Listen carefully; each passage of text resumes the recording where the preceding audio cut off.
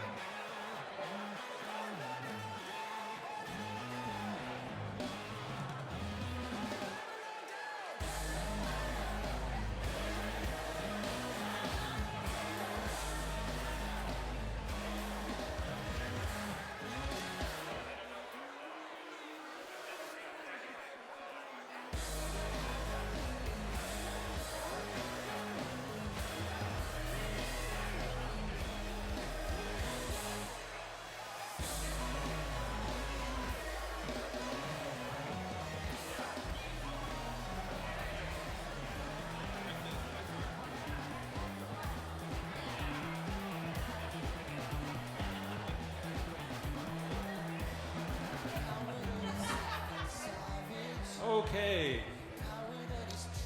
let's bring the music down, and again, thank you all for being here. I appreciate you all taking the time out to be here to understand more about the vision and direction that myself and the elder board here are hoping that you will support. And that is a merger between this church, Livestream Christian Church, and Eastside Christian Church.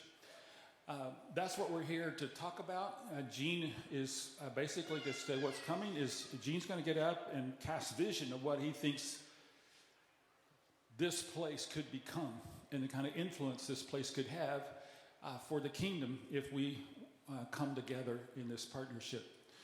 So that's where we're headed. And then at the end of that time, there'll be a question and answer time. And we have a couple of mics that the elders will move around the room so that you can hear questions, and we'll have a question and answer time at the end.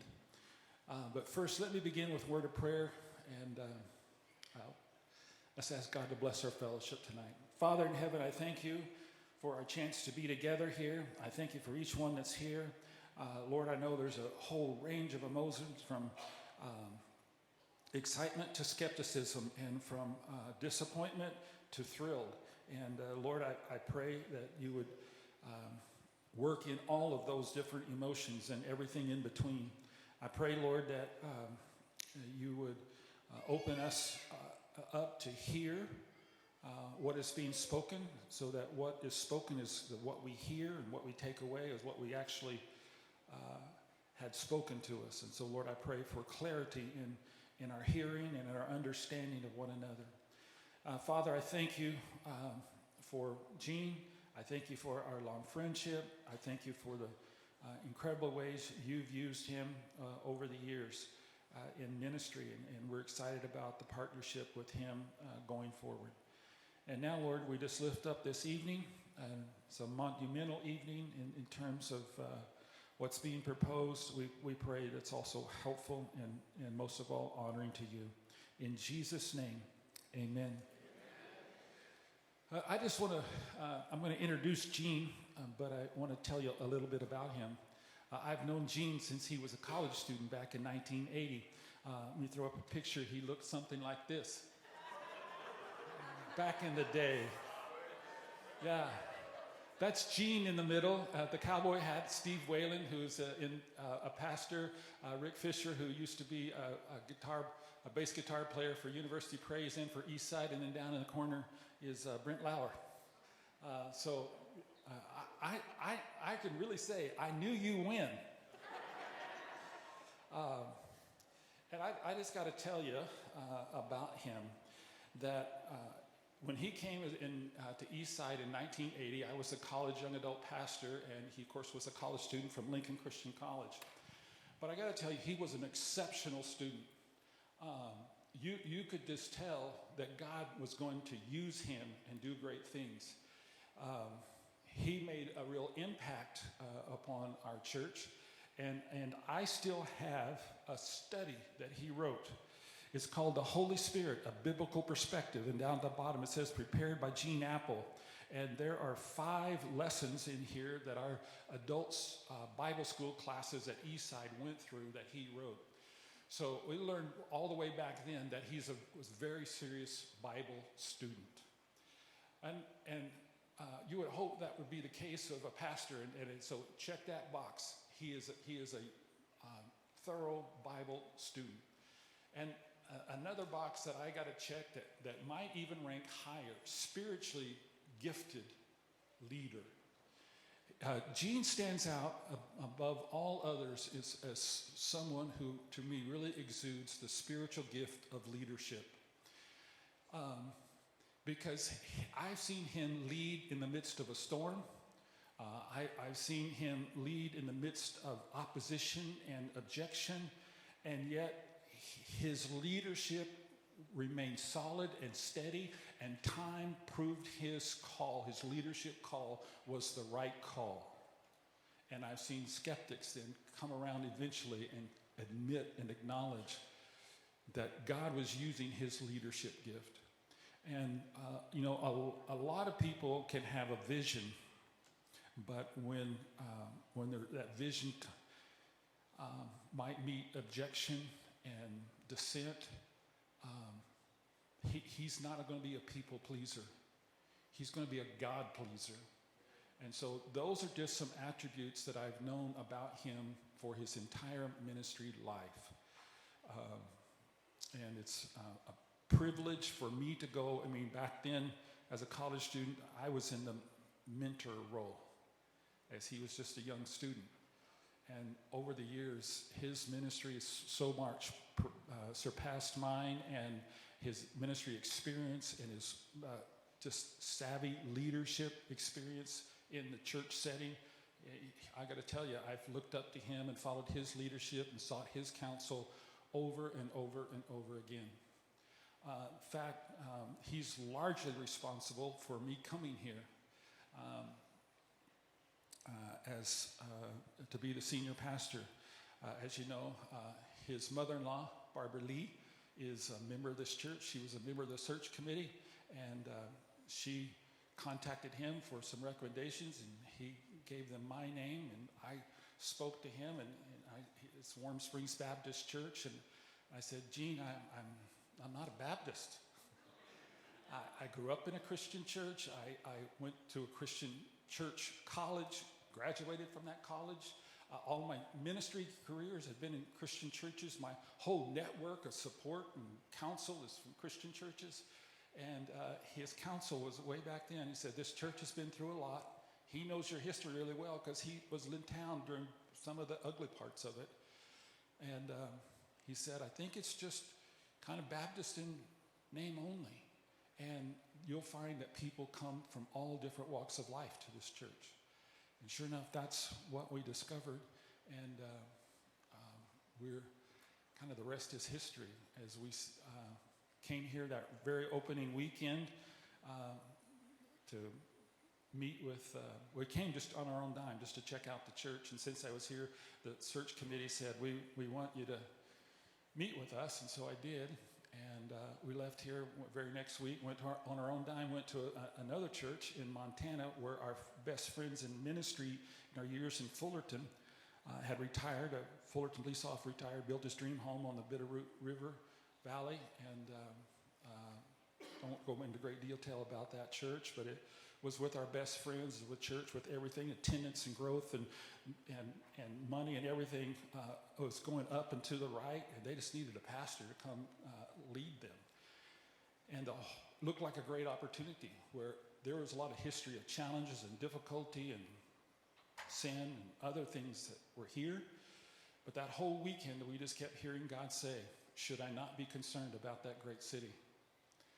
And I shared that with our friends Mike and Karen Fields around dinner table one night, and we all cried. Because we knew God had spoken. That great city was not Hamilton, Montana. That great city was Las Vegas. And I fully expected that when we'd come, that this church, like other places I've been, would grow and grow and grow. And in just a few years, we'd be over 1,000. I've now come to accept the role that I have is maybe making straight the path of someone who's going to follow after me and fulfill that vision. And I still dream of big dreams, powerful impact, and lots of fruit of changed lives happening in this place. And so, good brother, I love you. Come on up and share with us.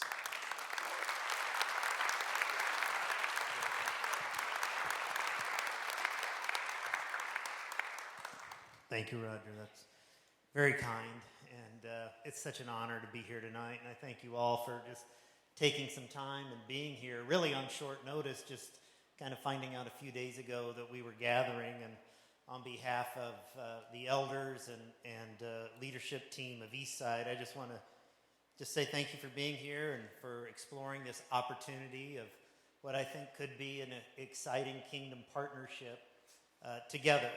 And I have so much love and respect for this church. As Roger alluded to, before there was a Life Springs, there was a Warm Springs. And I have been friends with the founding pastor of Warm Springs, Doug, for many, many years, and have so much respect and love for him when I first came to Vegas in 1985. And then over a decade ago, when this church needed a pastor, I had the privilege to be, I call it a blessing broker, and help make the connection between this church and Roger and Sherry, and what a match that has been, and what God has done through his leadership to restore health and to restore hope, and to position this church, I really believe, for a dynamic, high-impact future is extraordinary. And, he walked in, as many of you know who were around in those days, a few of you were, into some very challenging situations. And Roger and Sherry are just two of the most high character, high integrity, highly committed, true blue followers of Jesus that I've ever known in my life, and I treasure their friendship. And I have so much respect and gratitude for all of you. And the ministry of this church I've respected for many, many years. My wife Barbara and I used to live just 5 minutes east down Warm Springs Road from here, and we would drive by here at least every week, if not more frequently than that. And I've really enjoyed over the last few months having an opportunity to get to know your elders a little bit better. And these are just some godly, humble people that I believe God raised up for such a time as this, and to navigate this season that you're in as a church right now. And if you see some faces around the room tonight that you don't recognize, I think there's about 28 of us from Eastside over in California that made our way here tonight. And so I'm going to ask Eastsiders to stand if you're throughout the room, just so people can know who you are if they want to chat afterwards. And thank you all for coming. If you want to know why they're spread out, they don't get along very well with each other, so they just... But we've got staff members and volunteers and elder board members that are with us tonight, and I just appreciate all of them taking some time to jump on vans and drive over today, and going to be a very late night getting home. I've had the privilege to serve Eastside Christian Church since the fall of 2008, but as Roger alluded to, my journey goes back with the church when I started as a 20-year-old intern back in 1920. And you know, Roger served on the East Side staff for 19 years, and he and Sherry met at East Side, fell in love, got married there, and they are both so loved and respected. So let me ask for a show of hands on something. How many of you were born before the year 2000, 1999 or earlier? Just raise your hand. You're from all the way back in the 1900s. We can barely raise our hands. So I was born in 1960. So I've lived through the decades, full decades of the 60s, the 70s, the 80s, the 90s, the 2000s, the 10s, and the 20s. And just in my lifetime, I've seen a lot of change, as you have.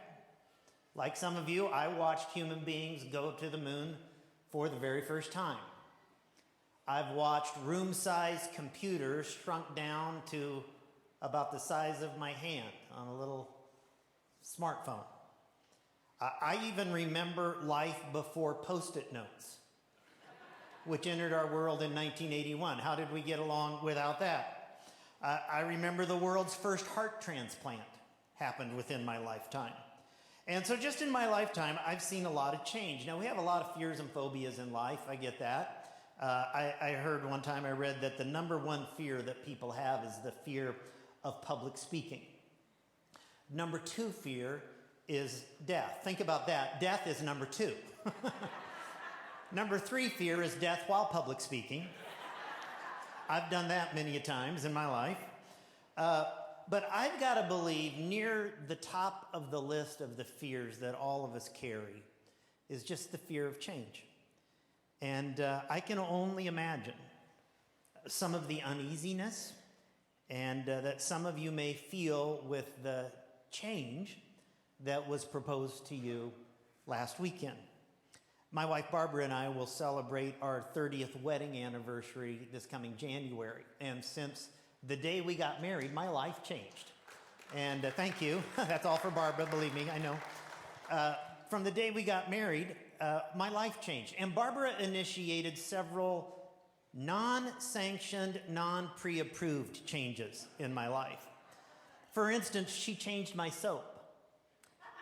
All of my life, I had been a Gold Dial soap guy. I mean, that's a manly soap, right? That's a deodorant soap. I had always been a Gold Dial soap guy, and she changed my soap. And I'd like to say I was cool with it. It was okay, but I whined, I complained, I griped about it. And I'm embarrassed to admit this with so many guys in the room tonight, but for almost 30 years now, my soap has been Caress. But my skin is silky smooth. So change can be hard, but change can also be a good thing. And there's always an anxiety, there's always an uncertainness, an uneasiness, a fear factor when the winds of change are blowing. And right now, you're at an important transition point in the story that God is writing through this church. And I want you to know, as we begin this conversation together, there's just one thing that we've been specifically praying since we began this conversation with Roger and continuing with your elder board about this possibility. And the prayer is simply this: God, what do you want? That's been our only prayer. God, what do you want for this next chapter of this great church to be? And we've just praying, may we have the humility and the courage to obey whatever you're leading us to do. And so on Sunday, you received, if you were here last Sunday, this handout. Tells you a little bit about the multi-site vision of Eastside and who we are as a church. I hope that's been helpful to you. Our vision is to transform homes and our communities and our world as we pursue God in weekend services, build community through small groups and volunteer teams, and to unleash compassion locally in the community that we're a part of and into the global world in some places that God's called us to. And you can read more about our vision to be one church in multiple locations there. And for those who may be like unfamiliar with a multi-site church, maybe just a little background would be helpful. You don't have to go too far in a Google search if you go online to realize that a multi-site church is a proven and effective strategy that God is using in many, many places today in a powerful way. There are now over 5,000 multi-site churches in the U.S., and over 5 million believers worship in multi-site churches every week.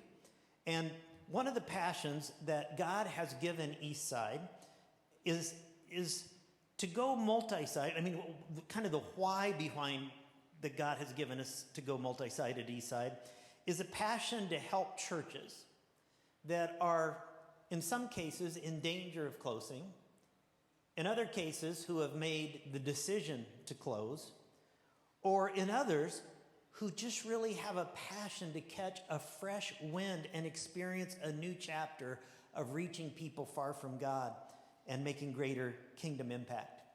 You know, even before COVID hit, 80% of the churches in the U.S. were plateaued or declining, and over 5,000 churches a year were singing their last song, saying their last prayer, and closing their doors for the last time. That was pre-COVID. Since COVID has hit, it's estimated that 100,000 churches in the U.S. are going to close their doors in the next several years. That breaks my heart. I can't stand that. And thousands of churches are closing while the Church of Jesus Christ has never been more needed in our culture than it is right now. So, over the last number of years, Eastside has come alongside some churches where some faithful followers of Jesus has fallen to their knees, and they've just asked God, what's next? What's the new thing that you want to do among us? What's the fresh wind that you want to blow among us? And give us courage to walk through those doors.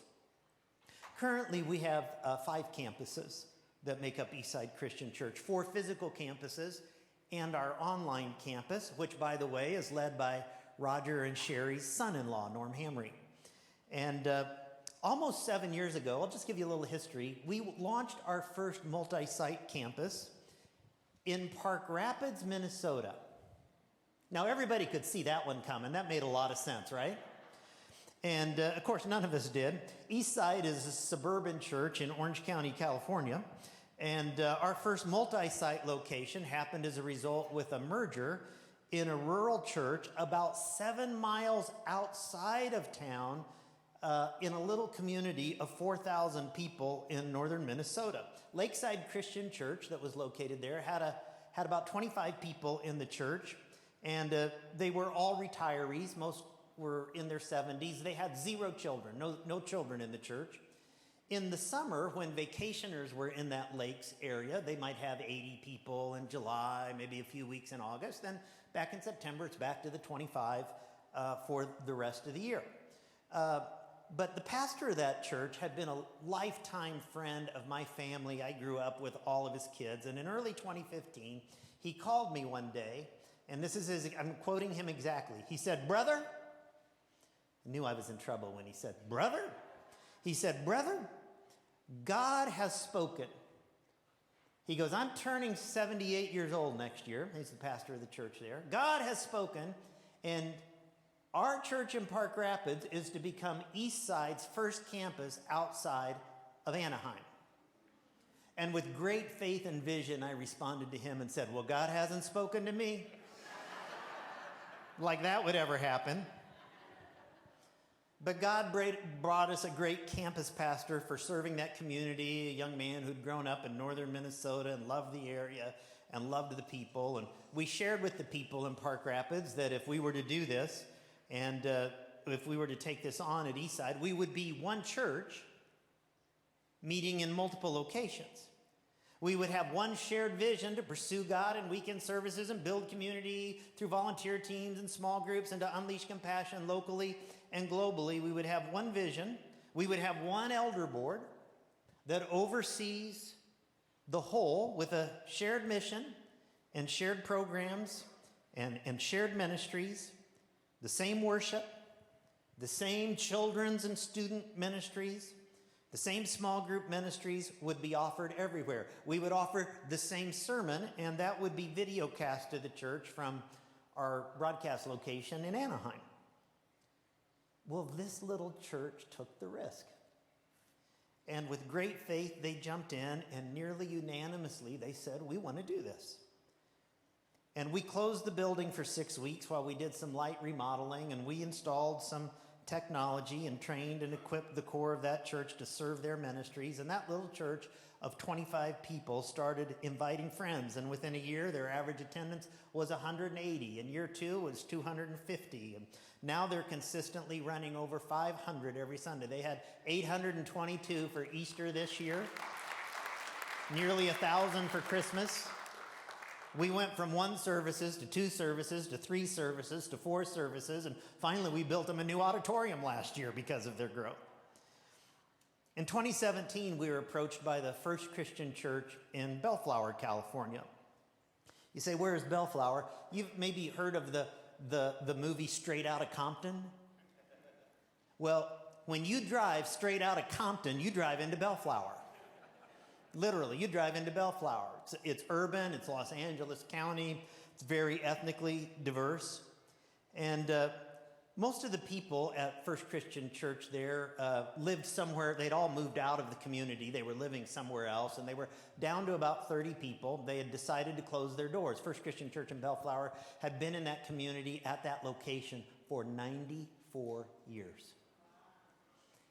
And they said, we're going to close it down, but we want to ask Eastside if you would do something great for God here, that maybe he could do something from this location for the next 94 years.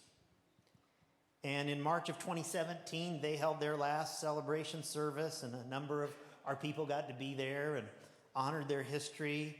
The facility required an extensive remodeling, and it was necessary. It was so extensive, we had to close the facility for an entire year, but that's okay. There weren't any people that we had to close it on. We found a great campus pastor, Marcos Garcia. Marcos is here tonight. Where are you, Marcos? Stand up. Here's our Bellflower campus pastor.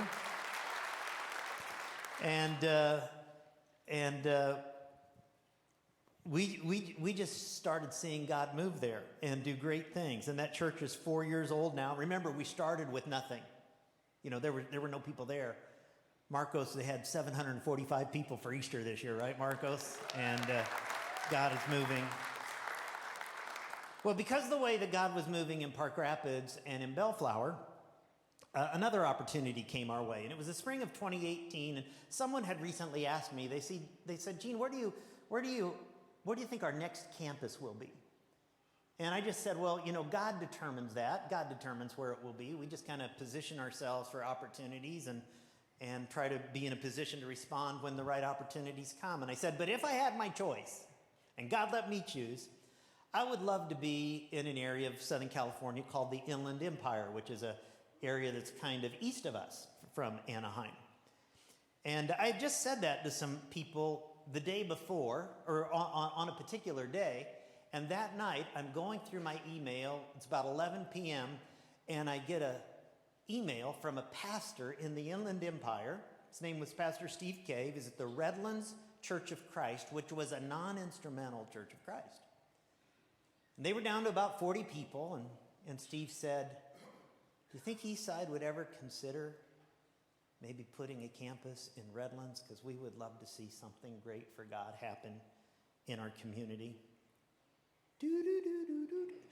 So I go into our executive team was meeting the next day, and I said, hey, I got this email last night, and I said, let's just say if this were to happen, if God opened these doors, who do we have on our staff that would be a great campus pastor that would fit at Redlands? And so we had a little chart up and rewrote down 4, 5, 6 names. But there was one name we thought, oh, that's the person who's ready. We think he'd be our next campus pastor. His name was Matt Feldkamp. Matt has an interesting story. He wasn't a Christian 8 years ago. He came to Eastside for the first time. He was far from God, and he was on the dating app Tinder. Maybe you've heard of that? Not the most wholesome app in the world, to be honest with you. And he met a girl on Twitter, on Tinder, who said, hey, how about meeting me at church Wednesday night for a young adult group meeting? Well, he wasn't a Christian, so he shows up to church to meet a Tinder date. She stands him up, and he finds Jesus. True story. And his life was never the same. He doesn't know what happened to that girl, but he found Jesus Christ. And so when we approached Matt and we said, would you consider going to Redlands to be our campus pastor? He just started bawling. And what we did not know, we didn't know this. He was born and raised in Redlands. His family lived in Redlands. He said, the opportunity to take Jesus back to my high school buddies that I used to party with and my family just overwhelmed him. And so that was really a cool story. Matt found a relationship with Jesus, as I said, and we launched Eastside Redlands in the spring of 2019. And then, of course, COVID hit within the first year. And so they closed down within the first year. But so kind of a hiccup start. But they've restarted, and they're growing. They had 407 for Easter this year. And really excited about what's happening there. Now, again, just for clarity's sake, because I know this is a different model, let me just remind you, a multi-site church is one church, but it meets in multiple locations. Just as you have at this church multiple services on Sunday. You have 2 services on Sunday morning. You're one church with multiple services. A multi-site church is one church with multiple services in multiple locations. So it's the kind of the same type of deal. For instance, at Eastside, we have the same worship experience at every campus, every weekend. The same songs, the same communion experience, the same children's ministry curriculum, the same next steps, which is kind of our 4-week assimilation, get introduced to Jesus, to the church, to how you can grow as a follower of Jesus. And all of that happens every week. And so we put a little video together. Actually, this was put together kind of pre-COVID, just a few months before COVID hit. But I thought it might help you picture and get a glimpse of both what God can do through a merger and also our heartbeat behind being a multi-site church. So just take a quick look at this, and I'll be back. Kind of the unofficial motto of Eastside is, this is for everyone. And that's not just a saying, that's really the heartbeat of our church. In Luke 14, Jesus told a parable about a great banquet where many guests were invited. And the owner says, go out into the streets and the alleys and the highways and county roads and invite the poor, the crippled, the blind, and the lame. Because God wants his house to be full. And that's why we're always dreaming about new ways and new campuses to reach even more people. Not so our church can be bigger, but so more lives can be better. The hope of the world, it's not an economic solution. It's not a political solution, an educational solution. The hope of the world is a gospel solution. The gospel really does heal hurting people. The gospel really does break the chains of addiction. The gospel really does put marriages back together. The gospel really does include the excluded. The gospel really does set people free. And the gospel really does give people hope now and forever. I can't imagine having not launched this campus, for all the lives who have changed, for all the people who have found the hope of Jesus and the grace of God, who have found purpose, who have found meaning in their life, they found healing in their life.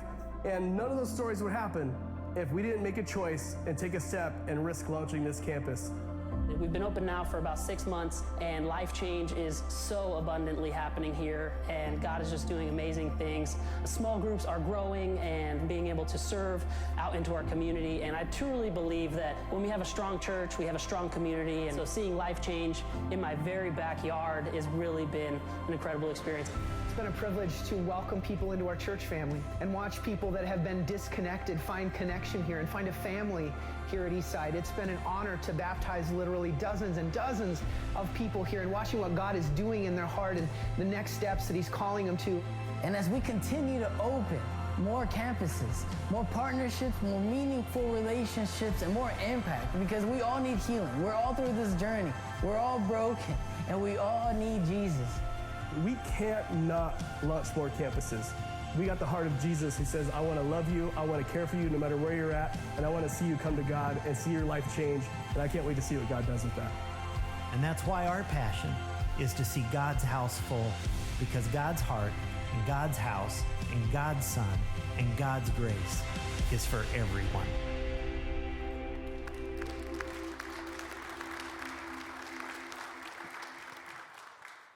So we rejoice. I mean, we celebrate. It's been a miracle story to watch what God is doing in Park Rapids and Bellflower and in Redlands. And we believe, I'm just going to say it this way, we believe something even greater could happen right here, in this place, and in this great city that Roger referred to in the years ahead. And for reasons I don't understand this, but God is using our church to reach people who are far from God in very diverse communities. I mean, think about this. A rural community in northern Minnesota, an urban community in Los Angeles County, a suburban community in Orange County, a Wild West community out in Redlands, California. And I believe something really special is brewing right here for our next chapter.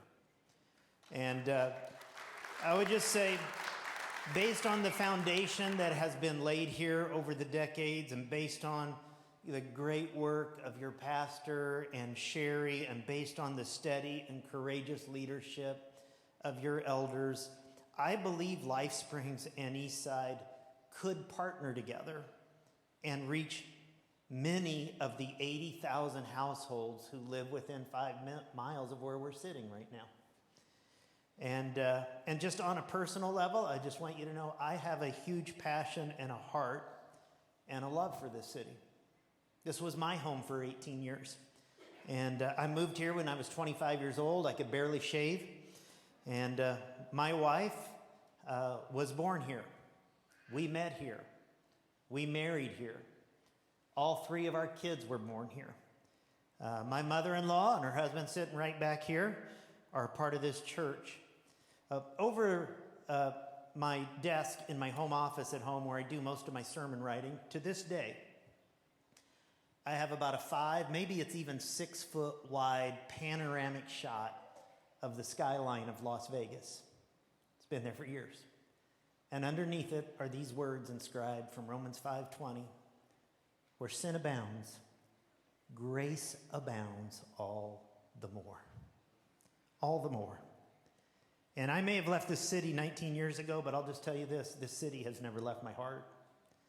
And I also have a huge passion, just personally, to reach people far from God. And it's the mission of my life. If somebody asks me, what's the mission of your life, Gene? The mission of my life is to help people get prepared for their last day on this planet and to live every day between now and then in the grace and power of God. And I don't have many gifts, but one thing that is consistent with my gifts is that for some reason God has helped me leverage the few gifts that I have to help existing churches pray and plan and strategize for a new day of kingdom impact.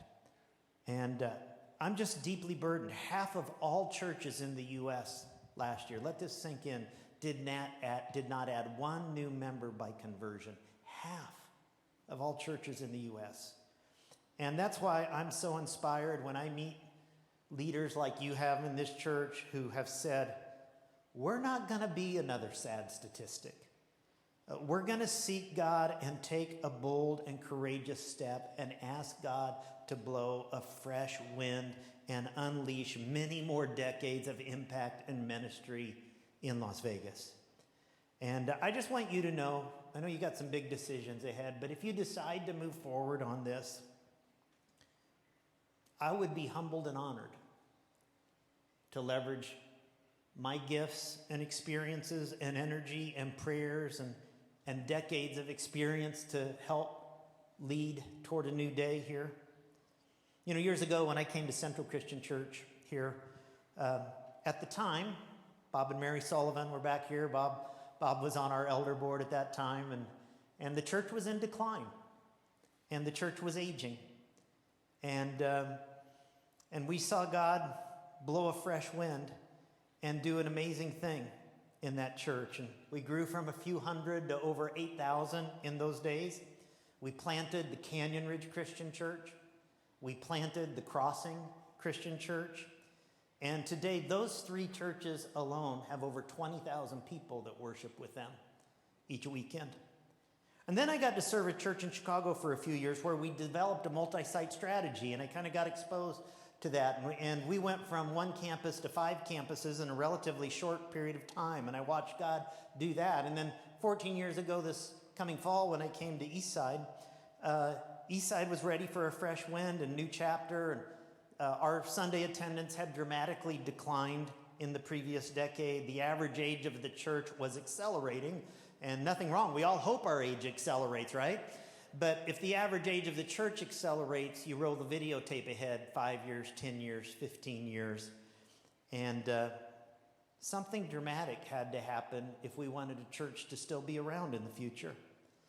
And for 14 years now, by God's grace and goodness, I've gotten to be a part of Eastside. Eastside has consistently been one of the 100 fastest growing churches in the U.S. out of 350,000 churches in our country.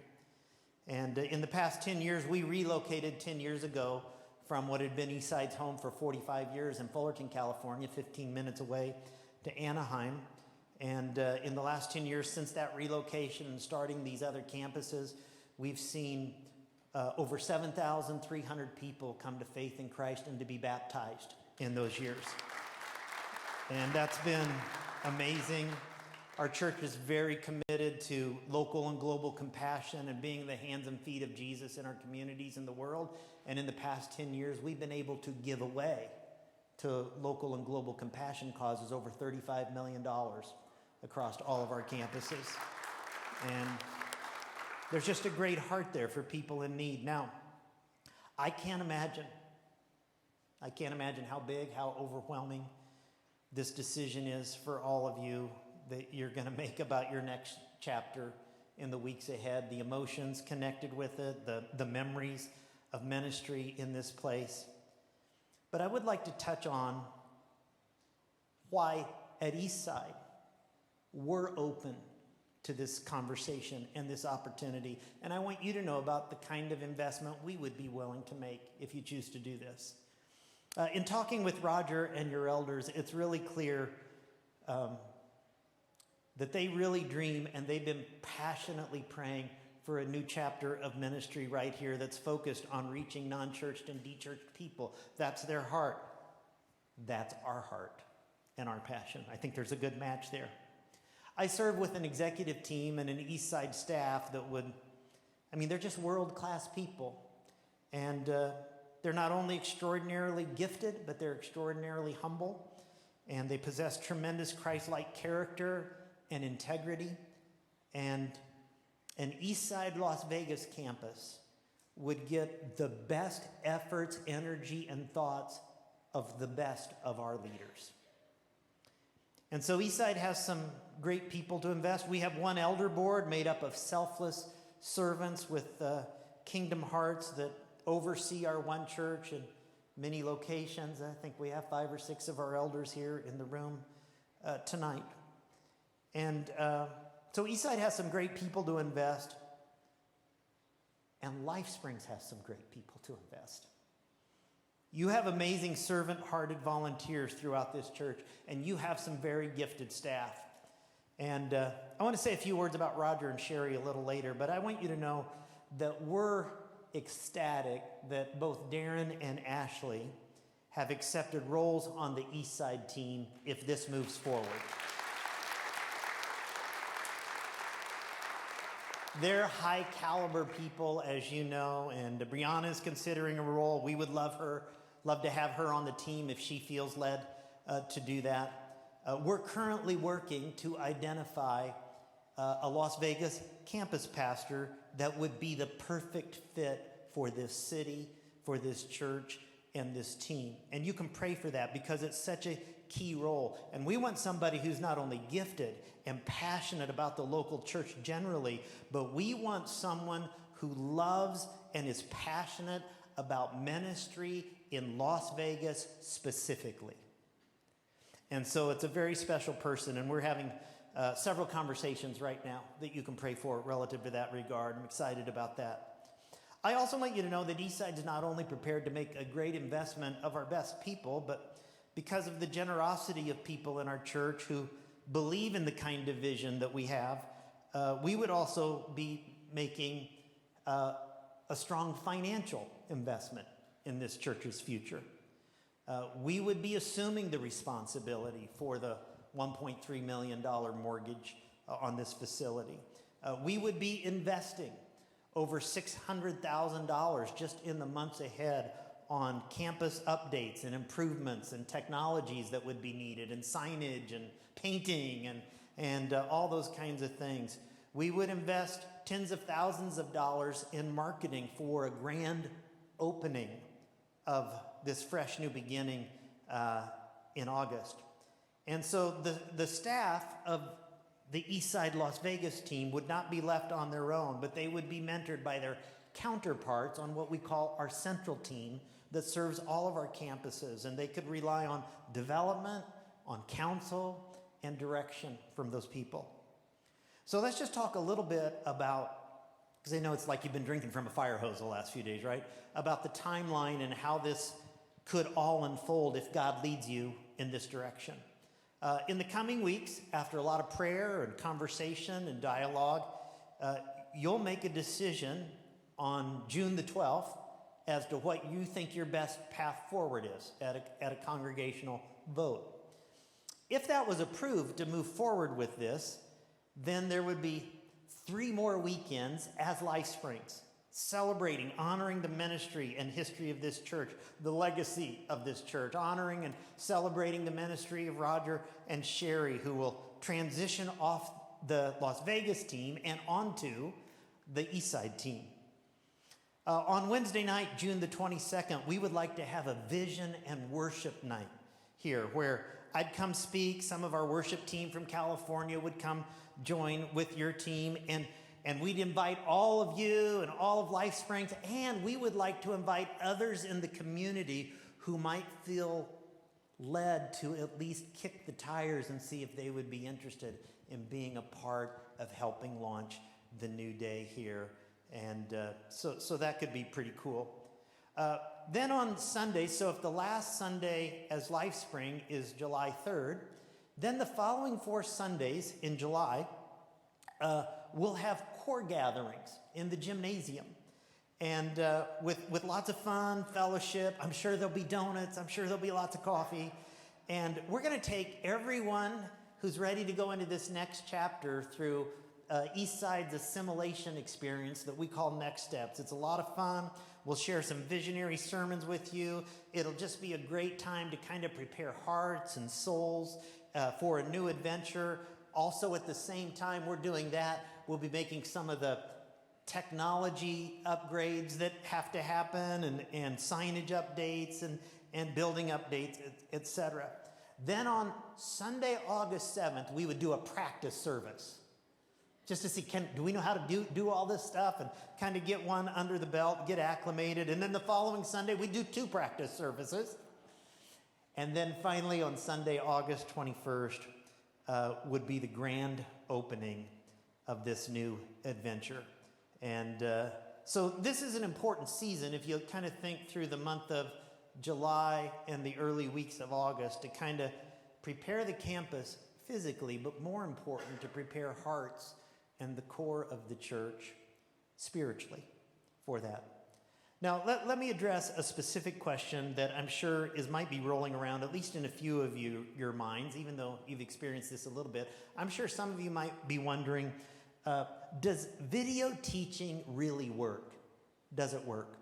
And I think some of you already know that answer, you've experienced at the movies for the last 3 or 4 years, and you did the Recalibrate series in January that resulted in 12 baptisms. And every campus at Eastside has a full live worship experience and participatory experience. The service is hosted by the campus pastor who leads in communion and prayer and announcements. Volunteers serve on the worship team and guest services teams. And then we do video cast teaching on a high quality HD LED screen, which this campus would be equipped with. In fact, even at our Anaheim campus, we have 5 services every weekend. I only teach the first 3 live, and then service number 4 and 5. They're also video cast teaching. Even the ones I'm teaching live, nobody's looking at me. They're all looking at the screens. And sometimes I'll look at somebody in the second row, and I would say, I'm right here. Would you just look at me? And jacked up, they're just looking at the screen. And I remember several years ago, I was on my summer break, and I recorded a 3-part series before I left on the break that was just everybody got video for 3 weeks in a row, and at the end of that 3-part series, we saw 136 people make decisions to follow Jesus and be baptized at the end of that series. And so we're convinced it works, and we're seeing it work in multiple locations. And what's really cool is by freeing up the campus pastor, who no longer has to devote a good chunk of their week to sermon preparation, the campus pastor is able to focus more on being a pastor to the people and leading the teams in the church. And so that's kind of cool. Now, but since we're being honest with each other and frank and all that we need to, there are probably many reasons that you shouldn't do this, okay? So let me hit on some of those. Don't do this if you're not interested in reaching people and families and individuals in this community who are far from God. You just want it to be only and always about you. Don't do this if you're not interested in seeing your church grow and seeing young and old and black and white and Asian, Latino, and the addicted and the broken and the lost and the spiritually confused find new life in Jesus. Don't do this if your personal music style is more important to you than reaching the next generation of your children and your grandchildren who are increasingly disinterested in God and walking away from the church in record numbers. Don't do this if the idea of loving your neighbor and unleashing compassion in your community and around the globe in a broken world is not compelling to you. Those are some good reasons not to do this. But let me tell you about the kind of church I dream about. In a world where so many people have misunderstood the identity of Jesus, the only Son of God, and in a world where people are cynical about churches that seem to be just more interested in gathering in their holy huddles and hoping they can just survive the post-COVID world than reaching out to people in their community, I have a dream of a very different kind of church. I dream of a church that's reaching out to their unchurched neighbors, a place where the broken and the beaten and the traumatized can find healing. I dream of a church where the skeptic, the seeker, the agnostic, the atheist can come just as they are and discover maybe for the first time in their life that they really, really matter to God.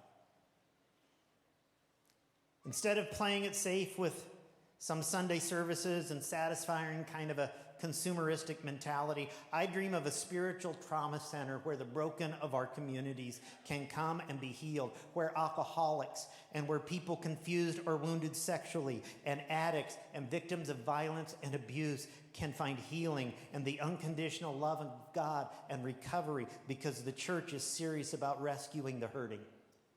I dream of multiple services and an auditorium packed multiple times every Sunday with believers and spiritually seekers alike who are together pursuing God, allowing the word of Christ to dwell in them richly, being equipped and empowered, and to go into the world and to dispense the grace of God. I dream of a church like that.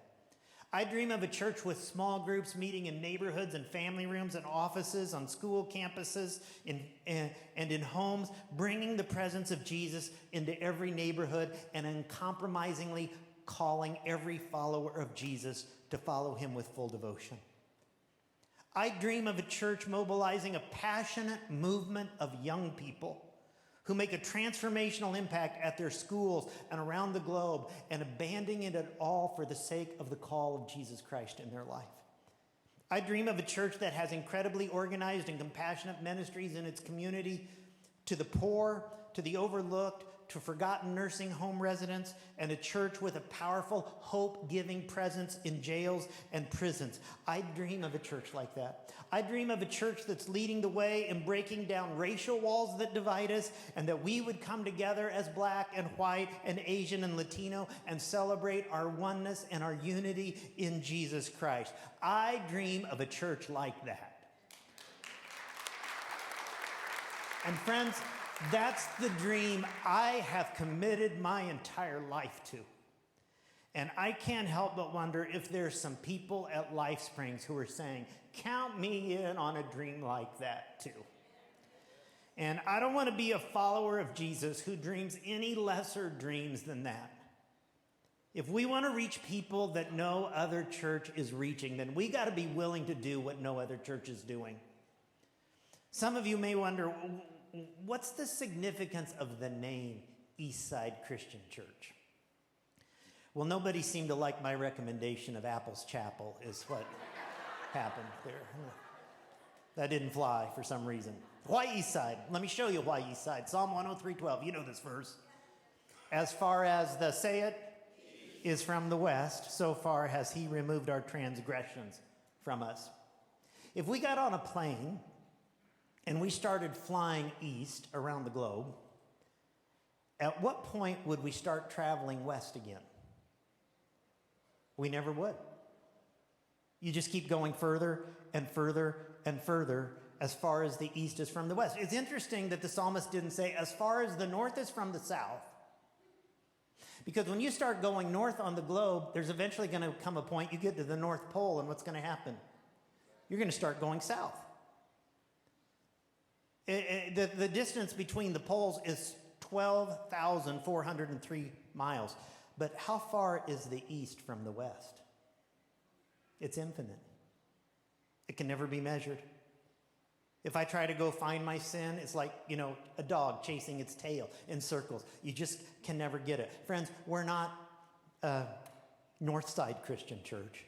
We're not Southside Christian Church.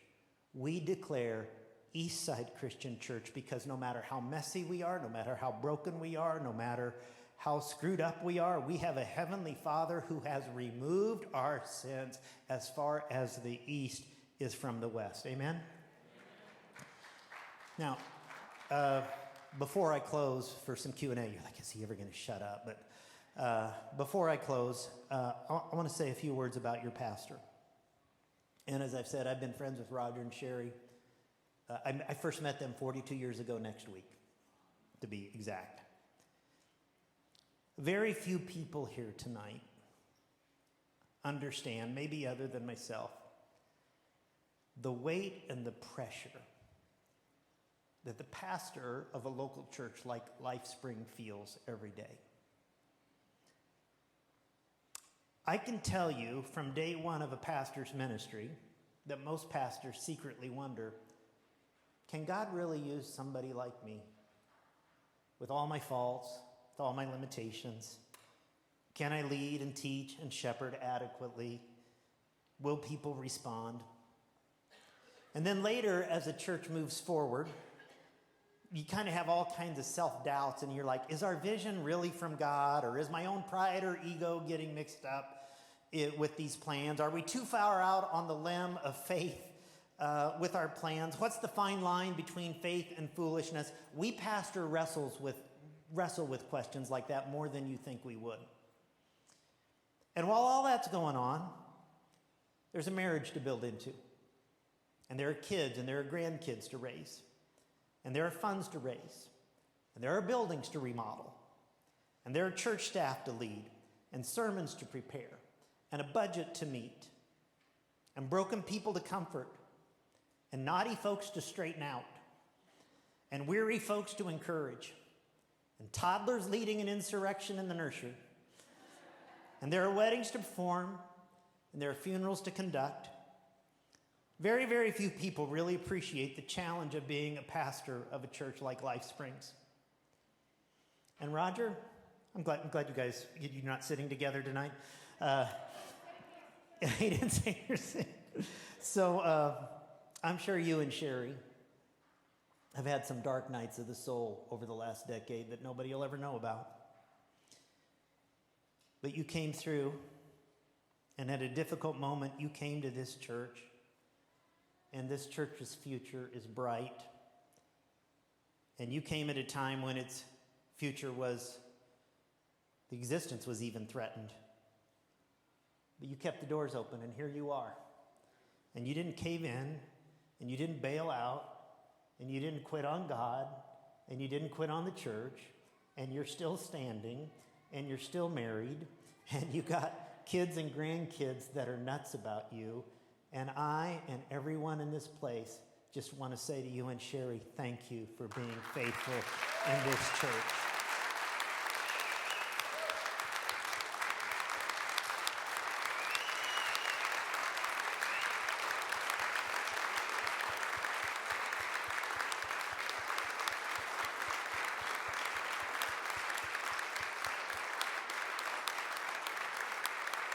Soak that in.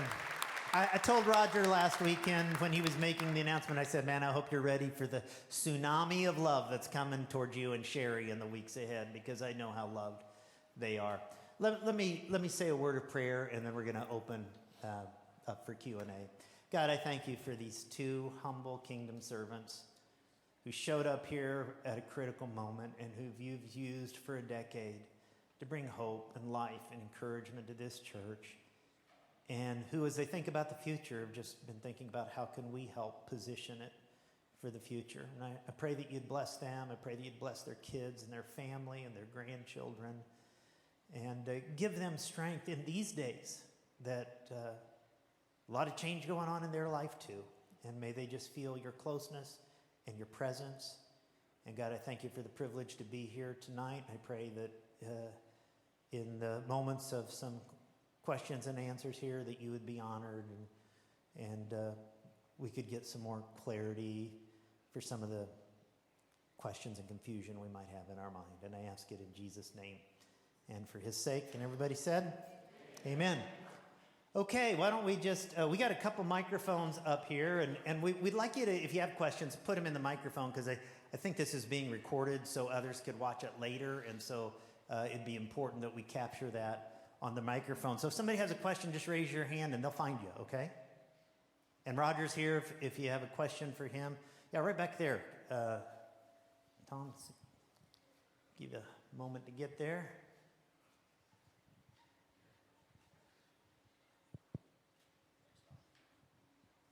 How you doing, sir? Whoa, hello. Hi. So, Celebrate Recovery has been an important part of my Christian walk. I saw in the brochure you guys do that. I was curious if you're going to have a multi-campus, what we used to call Chip Night, where you celebrate once a week with everyone and their progress and what they're doing.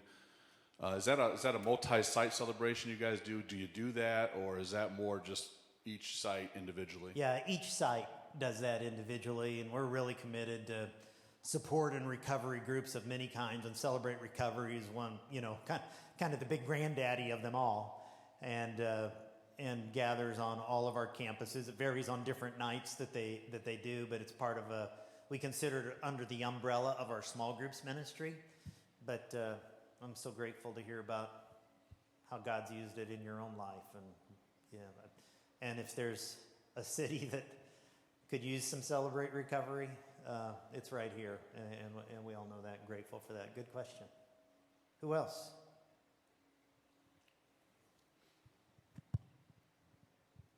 I would like to know if our Bible study groups will continue as they have over the years. So, like I mentioned before, we're really committed to the value of small groups. And so our small group system is what we call a free market system. Meaning, I know that's kind of a funny name, but people can do small groups for anything they want. So if it's Bible studies, if it's, hey, we've got a group of people that like to hike and pray together when they do it. If it's people who want to do a family study or a men's group study or a women's group study. Yes, all of that. And if you're in a group right now, I mean, the last thing in the world we would want to do is break apart the fellowship and the connection and the growth of that.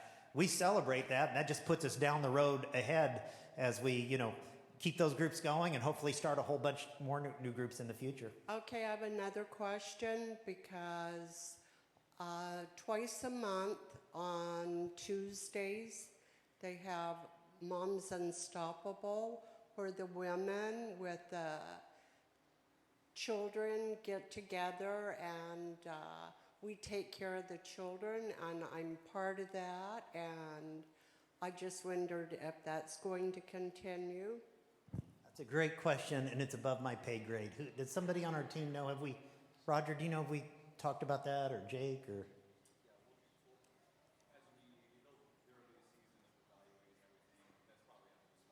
Yeah, so Jake's our Anaheim campus pastor, by the way. Stand up, people can get a good look at you, and doing a great job.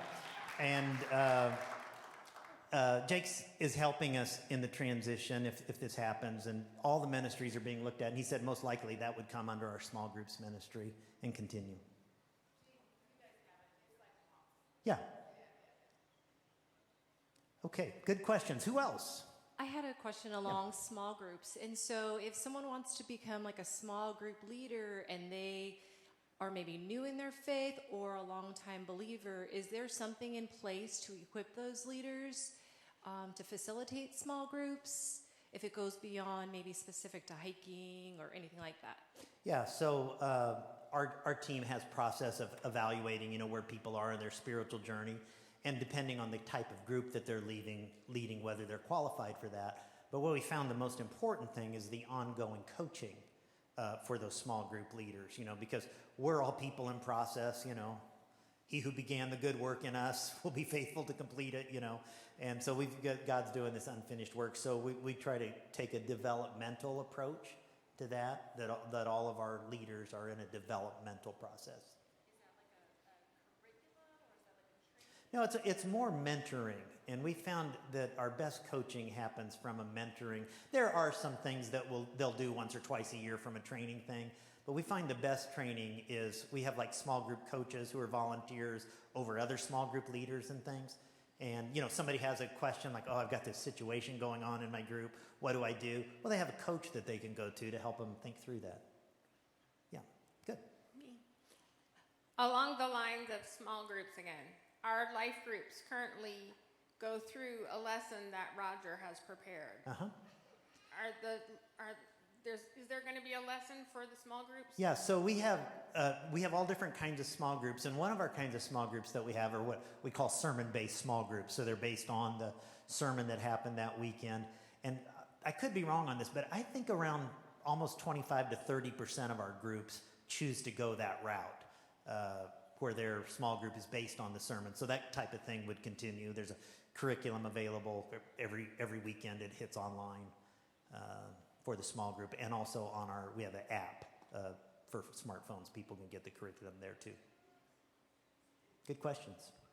Yeah, over here.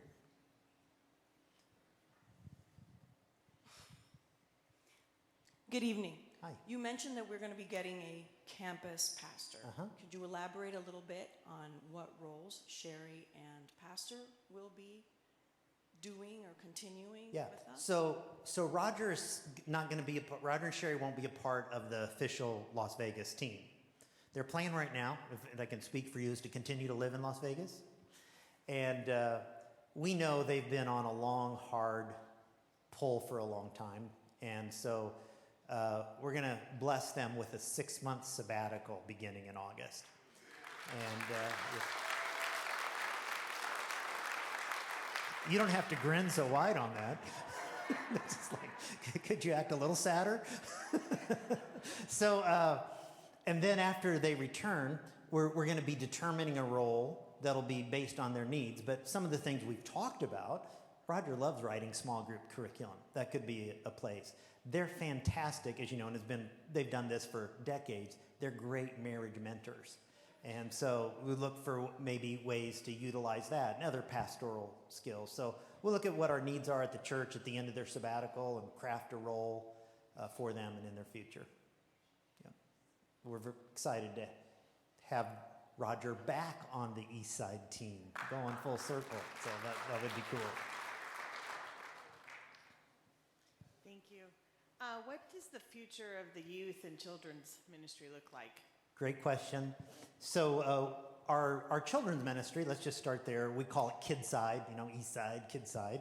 And as I mentioned, all of our campuses use the same curriculum every week, so we'll be implementing that. And I don't even know if that's the same or different than what you do here right now, but we use Orange Curriculum, it's called, and really, really great things. The children's ministry goes on simultaneously with the weekend service. we try to do, we describe it as we want to create vacation Bible school every weekend. We want it to be the best hour of a kid's week. We want kids dragging their mom and dads to church and saying, we cannot miss church this week. So we make a big investment there. On the majority of our campuses, and this will happen over time if this were to happen and we were to grow, our junior high ministry meets simultaneously with the Sunday services. And the reason we do it that way is junior hires don't drive, and their mom and dads are, many of them are already coming to church, so it just kind of is a family-friendly schedule for them to do that. And our high school ministries meet on Sunday night. However, Scott Rubin, back in the room, stand up. You could help me out with this. Scott leads all of our Next Gen ministries across all of our campuses. And so because we're starting with a kind of a smaller core here right now, I think there's kind of an interim plan for that, right? There's a mic there. Why don't you speak into that? Well, and what we're talking about right now is Darren would help us to get that started with the help of volunteers here. And then again, with the dream to see this thing grow and see many teenagers be a part of the church in the days ahead. So would both junior high and high school be meeting on Sunday morning in the short term? Well, we're still working that out with Okay. Jake, but currently junior high would be on Sunday mornings, and we're talking about Sunday evenings for high school students. But again, part of that, and our dream here, is that high school students would learn what it's like to be a part of a church on a Sunday morning, and that's what our high schoolers do at our other campuses as well, is participate in the life of the church on a Sunday morning, and then a part of the high school ministry on Sunday nights. Some of you have probably seen the statistics that when a kid grows up in church, when they turn 18, the drop-off rate of their ongoing involvement, I mean, it's like 80% off, something like. Is that right? Am I close? You're close, yeah. Okay. So, and as Scott alluded to, I just want to hitchhike on that a little bit. What we have found is if we involve our high schoolers in the life of big church, then when they turn 18, it's not unfamiliar to them. And so many of our high schoolers, they're serving on guest services teams, on production teams, kids side, children's ministry teams. They're a part of what's happening. So when they become 19, 20, et cetera, they don't just drop off the map. They're already enmeshed into the life of the wider church. Gene, if I could just say one more sentence on that as well. We want our high school students to understand the wonder of the life with Jesus and their friends as well. And so that's why we designed Sunday nights, to be able to have that experience happen. And KB Kwan is 2 rows in front of me here in his backwards baseball cap, who is part of our Bellflower campus, and he runs student ministry at our Bellflower campus and is focused on all those students there. And we're watching that grow currently. So it's fantastic. Yeah. Thanks, Scott. Thanks, KB. Who else? Over here okay, we'll go back here, and then we got one in the center aisle. So, Hi. Are you going to redo the sanctuary? most of the Remodel this? changes in the sanctuary will be technological. For instance, we'll be bringing in a large LED screen for the video teaching and things like that, so it'll be crisper, brighter, more engaging. But Jill, what else? Jill Gilly, who leads our campus operations across our campuses, you would know better than me. Yeah, that's the big piece. A little bit of work with the audio system, get some good coverage so everybody has a good seat. Some lighting, a little bit of lighting, work on that, and yeah, it's. It won't be major changes, nothing major. you know. I'm sorry, I couldn't hear you. Could you get the microphone? Are we keeping the same band? The music? Well, I'm sure parts of the band will stay the same, and and hopefully we'll add some new players as we grow too in the future. Okay, thank you. Yeah, thank you. Pressure's all on you, Darren. Mr. App. Let's see, we had Mr. Apple. Right back here, Gene. Where am I looking? Oh, hi. Well, I don't really need the mic. I can use that. No, we need you on the recording though. All right, gotcha. No problem. Well, Mr. Apple, I'd like to say... You can call me Gene, by the way. It's fine. Okay, well, now I know what you like to be called. I'm not as concerned for you not being successful as I'm concerned for your great success. But in great success comes a lot of things. Means how do you keep... One of the things I love about Life Springs is a tight community. It's, you feel like family in a lot of ways. And sometimes when you go to these bigger churches and these mega places and these places where the seats are just fully packed, it can create more separation sometimes. And I was just curious, what is the strategy when you take a church like this and you pack it full and you got other, I don't like the idea of fearful to become diluted. Yeah. Well, what I would encourage you to think about is a vision beyond yourself and beyond ourselves. In the average church, the average person who's involved knows about 60 people. It doesn't matter if it's a church of 60 or 160 or 600 or 6,000. They know about 60 people. And so what we're committed to is we want everybody to be connected in relationships. That's why we're so passionate about small groups for everyone. That's why we're passionate about people using their gifts on a serving team, because that's when they know people and they relate with people. And as opposed to it being that big place that I go to, it's oh no, I go there and I know Bob, or I know Jill, or I know Mary, or whoever it is. And so that's what makes it personal. And I would just say this, I think, having been a part of big churches for a number of years, I think there's a sense of a lot of people have a misnomer about, often you'll hear people talk about that big unfriendly church. And I want you to think about that for a minute. Who wants to go to an unfriendly church? Did it become big because it's unfriendly? I think it's just the opposite, in fact. And I think that would be your experience. And as long as you're in a group and you're serving, you're going to continue to feel that same closeness and connection and relationship and community that you feel now.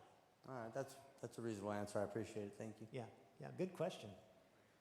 Right here. Hi, so actually I was wondering more about, the ministry focus. And so you kind of mentioned about the young adult side, how a lot of people end up dropping off kind of during that time. And so I kind of had two questions on that. Is there a robust focus on young adults at Eastside? And then the follow-up on that is actually also, is there a focus on men as well? So, I'm sure obviously you know the stats, and there's something, 3.5%, if a child's first person makes a spiritual decision, there's a 3.5% chance the rest of the family will follow. If it's mom, it's 17, and I think if it's father, it's a 93% chance the rest of the family will follow. And so I'm just curious, is there a focus on men's group, or not necessarily men's group, but men's ministry and kind of things like that? Yeah, so let me start with the men's question, and then I'm going to ask Scott Rubin to take the young adult question, because he oversees all of our young adult ministries at Eastside. So as I mentioned, we do just small groups, and so we don't have a devoted men's ministry, nor do we have a devoted women's ministry or devoted couples ministry. We have men's small groups, we have women's small groups, we have couples small groups, and we champion those through our teachings. And we challenge men in various ways along the road. So once in a while we'll do a men's gathering or women's gathering, but it's primarily to get people into small groups, because that's where the fruit is produced in the long term. Scott, you want to tell a little bit about young adults? Sure. We have a young adults group called Ethos at our Anaheim campus, and I would say I really resonate with what you're saying, because the last couple of years, especially for young adults, the COVID era was really, really challenging, and our young adult ministry, was thriving, and COVID, it provided a hit for that. Now we've been rebuilding that. We've got a director of young adults ministry named Charles Stoicu. He also oversees our internship department, which is regrowing after COVID as well. And we have a young adults ministry at the Anaheim campus, and also supporting young adults ministries at the other campuses, largely in small groups currently, but wanting to grow those to a place where we could have young adult ministries at all of our campuses. Because you're right. This next generation, there's the hope for the future, and there's a lot of young adults that need that now. So, with you. I have a question. The first thing I'd like to say is all of this sounds so exciting. As a young family interested in planting roots in what you guys are doing, we're really excited about all that's happening here. But I was wondering what ministries you had to support the homeless in this area, specifically growing up here. Sunset Park and all around this area, there's a lot of homeless people, and so I'm just wondering what we're doing for that community through Eastside. That's great. Erica, come up here a minute. I want to introduce you to Erica Flora, who leads all of our... This is an amazing young woman right here who leads all of our local compassion ministries across all of Eastside campuses. And let me just say, kind of set you up, and then I'm going to let you address that. So, no, you're fine. So, one of the things that's unique, you've heard a lot about what's the same of each Eastside campus. One of the things that's unique, that's really unique, is because our communities are all different. Local compassion looks different in Park Rapids, Minnesota, in Bellflower, California, in Anaheim, in Redlands, and it would look different in Las Vegas. And so I'm going to let Erica kind of talk a little bit about our philosophical approach and stuff on it.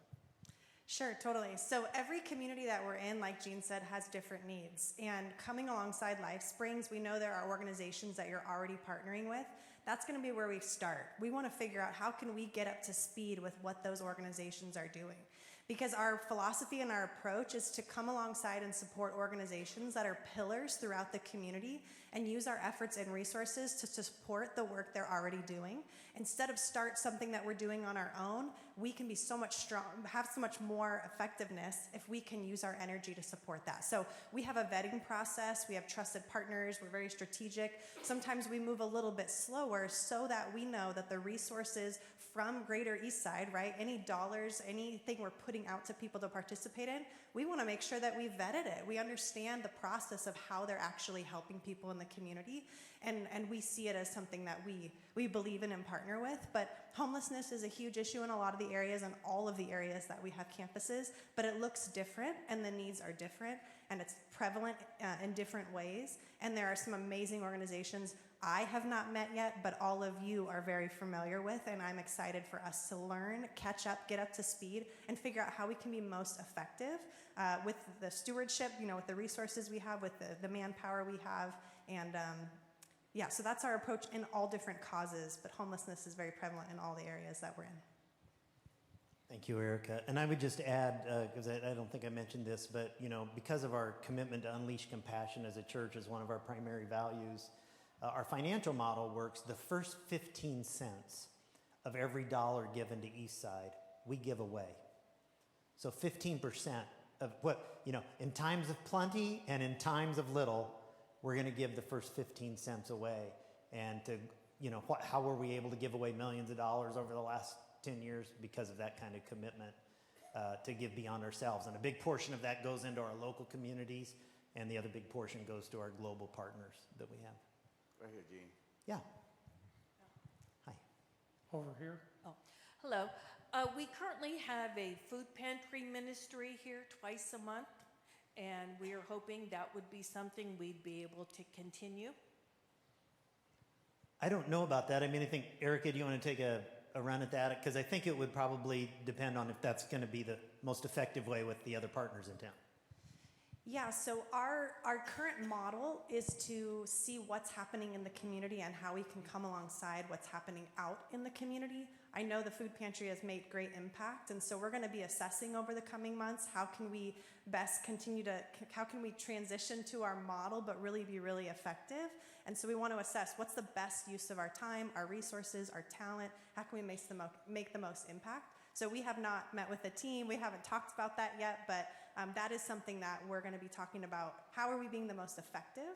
And that's still more conversation to come. And that would be a question we would ask about any ministry. Every ministry that anybody's ever involved in bears fruit. You can always point to and say, hey, look what God is doing or how God is using this. But we feel like a more important question might be, not is God using it, but is this getting the most impact that we can with the resources that we have available? And asking that question on impact. And so it's just a good evaluation question as we look at a lot of things. Okay, a few more. Hi. What about our online giving and missions support? Is that going to just transfer in? Two great questions, online giving and mission support. First of all, we use an online platform called PushPay, which is different than the online platform that you use. And so there would be an educational process to help people set that up who want to continue online giving within the new platform. And when it comes to missions partners that LifeSprings support, we're committing to not make any changes in the first year and to continue to support the partners that you have as a church. And then, as we do with all of our partners, we evaluate every year and look at their effectiveness and evaluate whether we want to continue. What we would never do is like just immediately drop support from a partner without giving them plenty of lead time to know that was coming in their future to prepare for that. Yeah. Gene, thank you. I'm not a member here, so I thank you for giving me a voice in this process, and I feel excited. Pastor Rogers said I'm his problem child, but we keep that. He's the one you were talking about. Yeah, I perceive, but don't know that you have quite a bit of creative genius in your church coming out of Anaheim, the At the Movies series. But what I'd like to know, because I write lyrics, poetry, children's books, essays. Do you have other creative ministries, and what kind of vision you bring to that? Because what we're looking for is, what I'm looking for in my life is that Hillsong kind of vision, where we're creating stuff that draws the world into the church. I know just the guy you need to talk to. Come here, Danny. So Danny Larsh leads all of our worship and production ministries across all of our campuses. Huge pastor's heart, huge people person, and a huge artist at heart. So maybe you'd like to speak to that a little bit. Hey, what's your name? Richard. Nice to meet you. I'm Danny. Well, first of all, it's such a good news that Darren Capps is staying on the team. Darren, where are you, buddy? Hey, bud.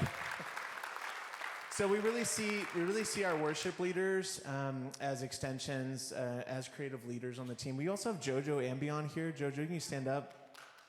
He's our Bellflower worship pastor, and really just the vision of our church on the creative side, just to be an expression as best we can for His kingdom. And it's gonna again look a little different locally, because to be honest, everybody's unique locally, right? Like each community is local and unique. And I'm just so excited that Darren is here, and his team is in place, and there's such a strong foundation.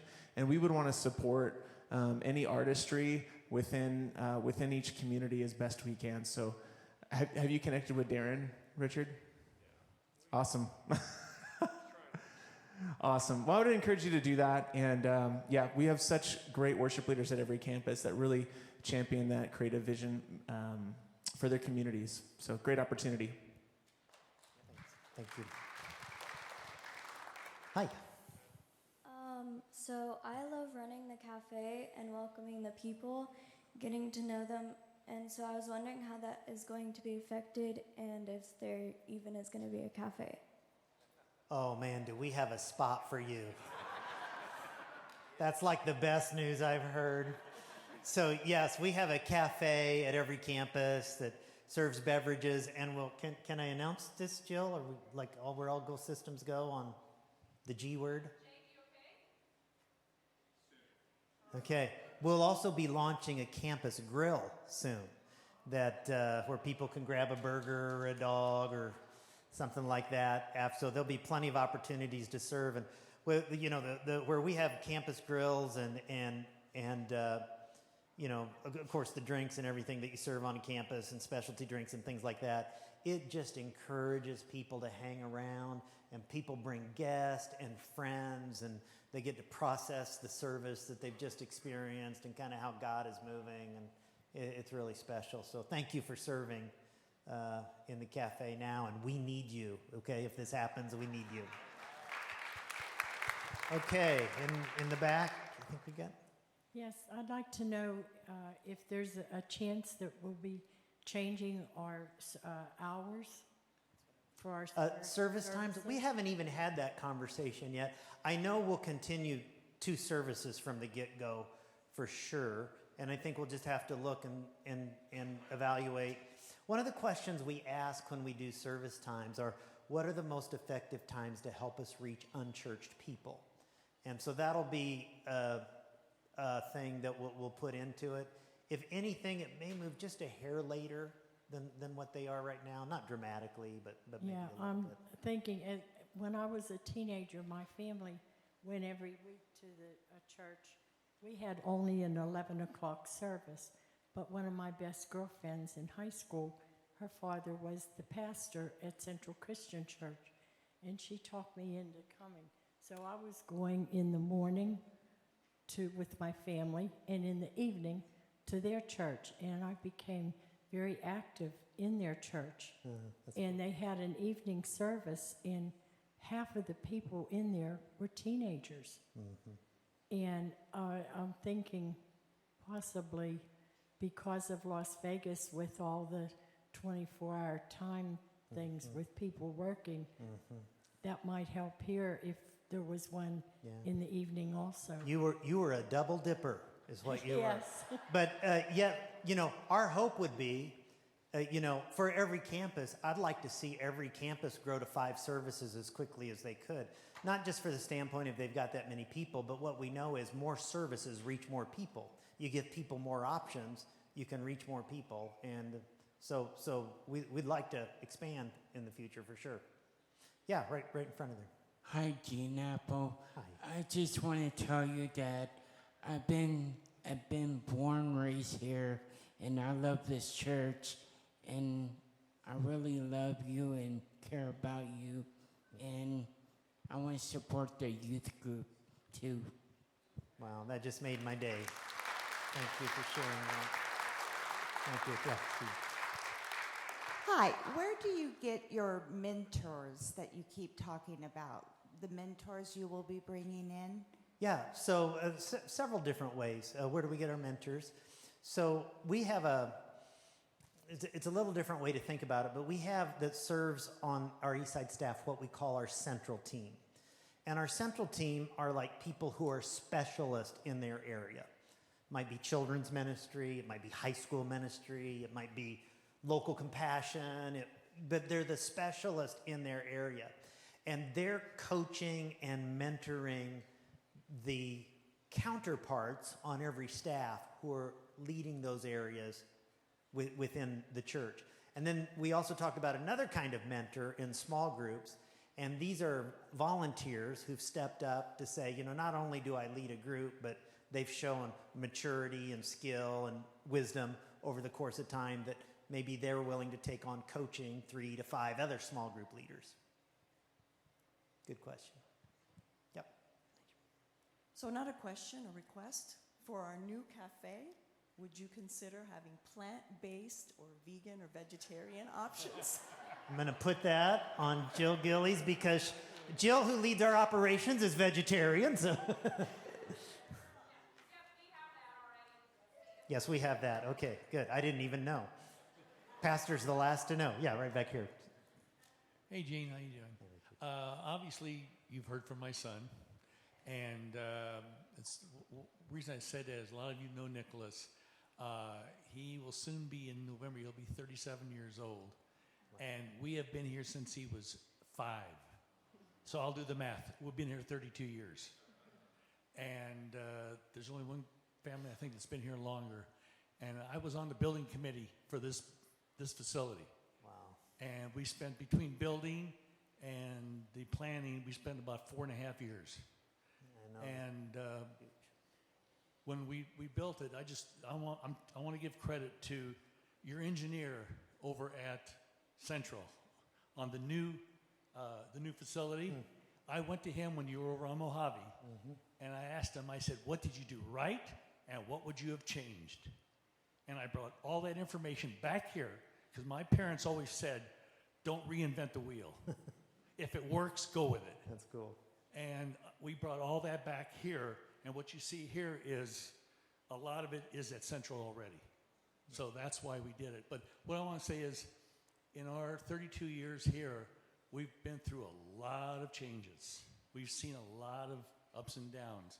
And what I just want to say is, from my wife and I, our observation is there aren't many guarantees in life, very, very few. But what you can go by and what you can bet your money on, because we're in Vegas, what you can bet your money on is people's track record. That doesn't lie. And they've got a track record. Okay? They know what they're doing. And as far as I'm concerned, go with it.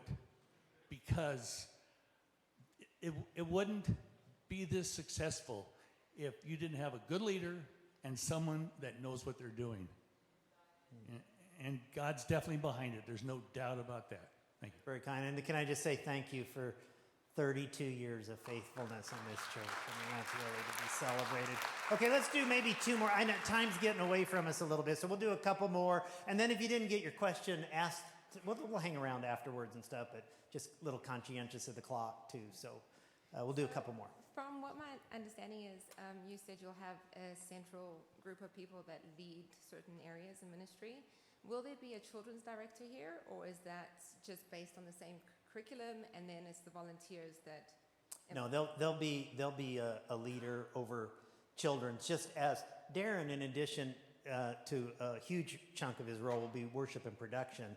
He'll continue to lead students, and we'll have another person who's doing children. And do you guys implement like training for the volunteers, or team building, or anything like that? Oh yes, extensively, yeah.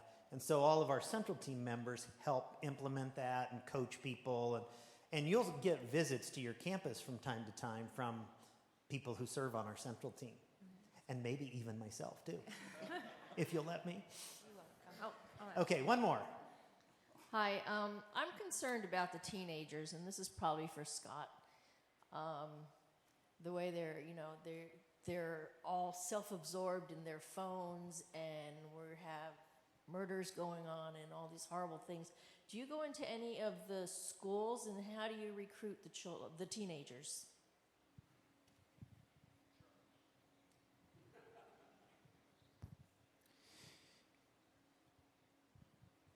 I'm glad that you have that concern, because we do deeply as well.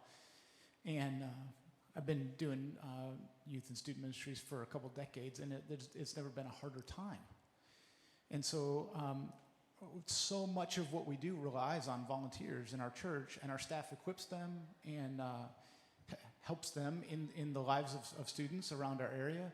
And what we do with the students that we have is we help them reach to their friends as well, because it's so much of it is relationally based. And I just want to say, maybe I've never been more concerned about the future, and I've never been more hopeful about the future at the same time. Because there are some great students who Jesus has penetrated their heart, and they're doing some fantastic things, which gives us some great hope in what's to come. And I just want to say, with whatever we do here, and Darren and I have already started some conversations, we would just covet the prayers for teenagers of this area, because that's what we're hoping for, that's what we're praying for. And Eastside is not just a church for now, it's a church for all that's ahead. So maybe we have an offline conversation as well, because you're speaking my language. So, thanks, Scott. Well, I want to thank, before I turn it back over to Roger, just again, thank you for the privilege of being here tonight, and humbled by the opportunity to have this conversation and the journey, and going to be praying for you. And thanks for all your good questions, and I'll stick around and answer as many as you can until the van is about to leave without me, and we'll head back. So Roger, you want to come back up?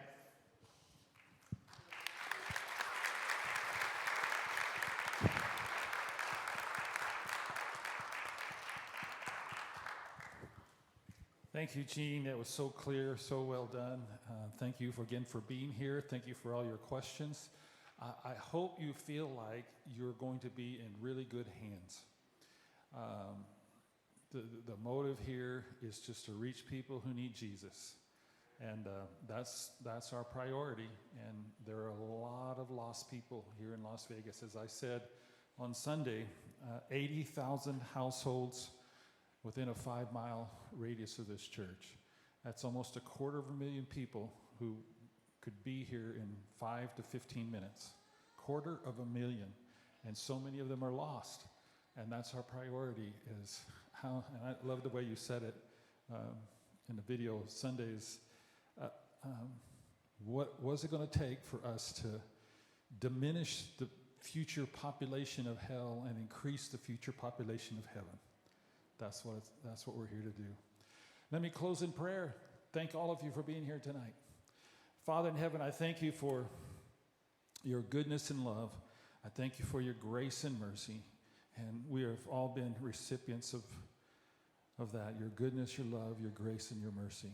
You have guided this church from Warm Springs Baptist Church to Life Springs Christian Church. And Lord, we're believing you're guiding us again to become Eastside Las Vegas, Eastside Christian Church Las Vegas. And Father, I thank you for the open door that you're putting in front of us for this partnership. And we pray that more and more will jump on board this mission and this vision. And we pray that when we launch, there's no looking back, that it just continues to grow and reach people who need Jesus.